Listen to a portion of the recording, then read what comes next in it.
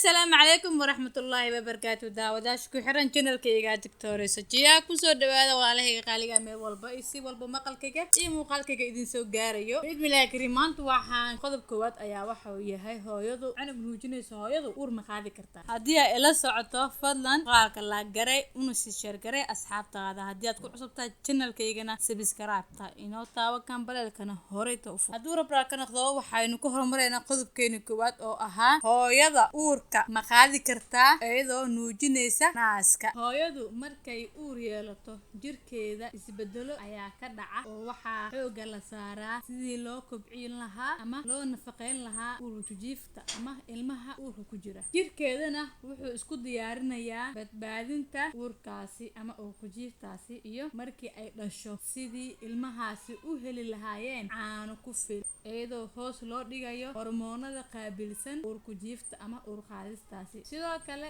sida sare loogu qaadi lahaa hormoonada qaabilsan caana soo deynta iyo uur joojin sidaasi darteeda waxaa taasi loo arki karaa ama loo fahmi karaa in hooyadu aysan caado arag dhowr bilood ilaa iyo 3 bilood laga yaabay hooyadaasi inaysan caado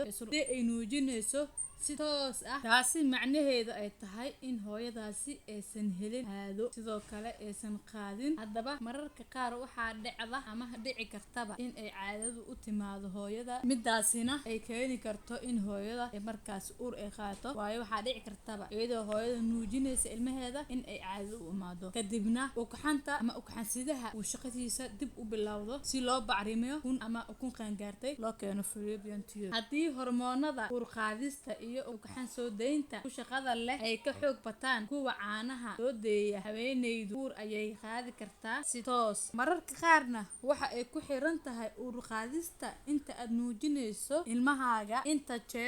jeer ee aad nuujisay ilmahaaga haddii aad habeenkii iyo maalintii aad nuujisid waxaa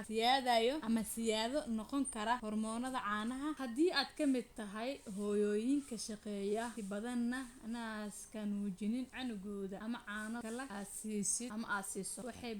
waxay u badan tahay in aad uur qaadid ama aad uur hesho si aadan rabin in aad uur qaadid inta badan ilmaha nuuji si siman habeen iyo maalin hana siinin caano ama biyo ilaa muddo 3 bilood kadibna kaasi dhashidna way dhici kartaa in aad uur hesho waad ku maasan tahay la socoshada aad ila socotay muuqaalka la garay una share garay asxaabtaada sidoo kale qodobkeena B ahaa oo ahaa ka hadlayay aniga uur leh ma nuujin karaa waxaan kusoo gudbin doonaa muuqaalkeena kale oo xiga duu rabraa ka noqdo waad mahadsantihiin muuqaalkan la garay una share garay asxaabtiina